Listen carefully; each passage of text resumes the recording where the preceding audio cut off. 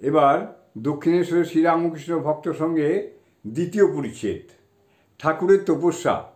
ঠাকুরের আত্মীয়গণ ও ভবিষ্যৎ মহাতীর্থ ঠাকুর শ্রীরামকৃষ্ণ নহবতের পার্শ্বে রাস্তায় দাঁড়াইয়া আছেন। দেখিতেছেন নহবতের বারান্দায় এক পার্শ্বে বসিয়া বেড়ার আড়ালে মণি গভীর চিন্তা নিমগ্ন। বেড়ার আড়ালে মণি গভীর চিন্তা নিমগ্ন। তিনি কি ঈশ্বর চিন্তা করিতেছেন? ঠাকুর ঝাউতলায় গিয়েছিলেন, মুখ ধোয়া ওইখানে আসিয়া দাঁড়াইলেন। শ্রীরামকৃষ্ণ, কি গো, এইখানে বসে? তোমার শীঘ্র হবে, একটু করলেই কেউ বলবে এই এই। চকিত হইয়া তিনি ঠাকুরের দিকে তাকায় আছেন। এখনো আসন ত্যাগ করেন নাই। শ্রীরামকৃষ্ণ, তোমার সময় হয়েছে। পাখি ডিম ফুটবার সময় না হলে ডিম ফুটোয় না। যে ঘর বলেছি তোমার সেই ঘরই বটে। এই বলিয়া ঠাকুর মণির ঘর আবার বলিয়া দিলেন। সকলকেই যে বেশি তপস্যা করতে হয় তা নয়, আমার কিন্তু বড় কষ্ট করতে হয়েছিল। মাটির ঢিপি মাথায় দিয়ে পড়ে থাকতাম। কোথা দিয়ে দিন চলে যেত, কেবল মা মা বলে ডাকতাম, কাঁদতাম। মণি ঠাকুরের কাছে প্রায় 2 বৎসর আসিতেছেন। তিনি ইংরেজি পড়েছেন। ঠাকুর তাহাকে কখনো কখনো ইংলিশম্যান বলতেন। কলেজে পড়াশোনা করেছেন, বিবাহ করেছেন। তিনি কেশব ও অন্যান্য পণ্ডিতদের লেকচার শুনিতে, ইংরেজি দর্শন ও বিজ্ঞান পড়তে ভালোবাসেন। কিন্তু ঠাকুরের কাছে আসা অবধি ইউরোপীয় পণ্ডিতদের গ্রন্থ ও ইংরেজি বা অন্য ভাষায় লেকচার তাহার আলুনি বোধ হইয়াছে। এখন কেবল ঠাকুরকে রাত দিন দেখিতে ও তাহার শ্রীমুখের কথা শুনিতে ভালোবাসেন। আজকাল তিনি ঠাকুরের একটি কথা সর্বদা ভাবেন। ঠাকুর বলেছেন, সাধন করলেই ঈশ্বরকে দেখা যায়। আরও বলেছেন, ঈশ্বর দর্শনই মানুষ জীবনের উদ্দেশ্য। শ্রীরামকৃষ্ণ, একটু করলেই কেউ বলবে এই এই।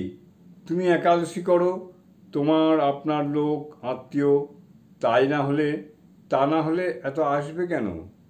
কীর্তন শুনতে শুনতে রাখালকে দেখেছিলাম। রাজমণ্ডলের ভিতর রয়েছে নরেন্দ্রের খুব উঁচু ঘর, আর হীরানন্দ, তার কেমন বালকের ভাব, তার ভাবটি কেমন মধুর, তাকেও দেখবার ইচ্ছা করে। পূর্ব কথা, গৌরাঙ্গের সাঙ্গপাঙ্গ, তুলসীকানন, সেজবাবুর সেবা। গৌরাঙ্গের সাঙ্গপাঙ্গ দেখেছিলাম, ভাবে নয়, এই চোখে। আগে এমন অবস্থা ছিল যে সাদা চোখে সব দর্শন হতো, এখন তো ভাবে হয়। সাদা চোখে গৌরাঙ্গের সাঙ্গপাঙ্গ সব দেখেছিলাম। তার মধ্যে তোমায়ও যেন দেখেছিলাম, বলরামকেও যেন দেখেছিলাম। কারুকে দেখলে তড়াক করে উঠে দাঁড়ায়, কেন জানো? আত্মীয়দের অনেক কাল পরে দেখলে ওইরূপ হয়। মাকে কেঁদে কেঁদে বলতাম, মা, ভক্তদের জন্যে আমার প্রাণ যায়, তাদের শীঘ্র আমায় এনে দে। যা যা মনে করতাম তাই হতো। পঞ্চবটিতে তুলসী কানন করেছিলাম জপ ধ্যান করব বলে। বেকারির বেড়া দেবার জন্য বড় ইচ্ছা হলো। তারপরেই দেখি জোয়ারে কতগুলি বেকারির আটি, অনেক খানিকটা দড়ি ঠিক পঞ্চবটির সামনে এসে পড়েছে। ঠাকুর বাড়ির একজন ভারী ছিল, সে নাচতে নাচতে এসে খবর দিলে। যখন এই অবস্থা হলো, পূজা আর করতে পারলাম না। বললাম, মা, আমায় কে দেখবে? মা, আমার এমন শক্তি নাই যে নিজের ভার নিজে লই। আর তোমার কথা শুনতে ইচ্ছা করে, ভক্তদের খাওয়াতে ইচ্ছা করে, কারুকে সামনে পড়লে কিছু দিতে ইচ্ছে করে। এসব মা কেমন করে হয়? মা, তুমি একজন বড় মানুষ, পেছনে দাও। তাই তো সেজুবাবু এত সেবা করলে।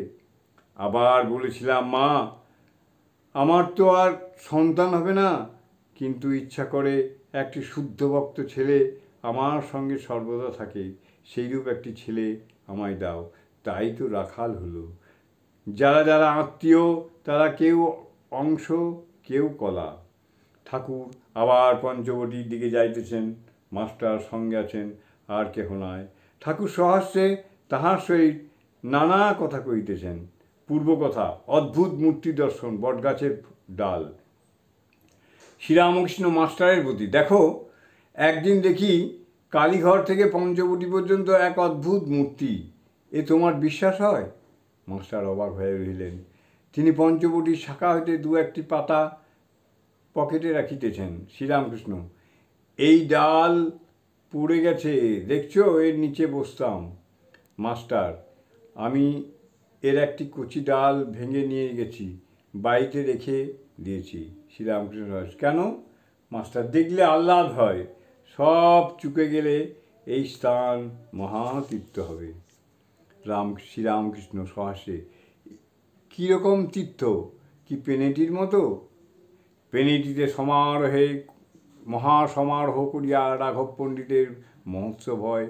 ঠাকুর শ্রীরামকৃষ্ণের প্রায় প্রতি বৎসর এই মহোৎসবে দেখিতে গিয়া থাকেন ও সংকীর্তন মধ্যে প্রেমানন্দে নৃত্য করেন। যেন শ্রী গৌরাঙ্গ ভক্তের ডাক শুনিয়া স্থির থাকিতে না পারিয়া নিজে আসিয়া সংকীর্তন মধ্যে প্রেমমূর্তি দেখাইতেছেন। নিজে আসিয়া সংকীর্তন মধ্যে প্রেমমূর্তি দেখাইতেছেন। জয় ঠাকুর, জয় ঠাকুর, জয় ঠাকুর।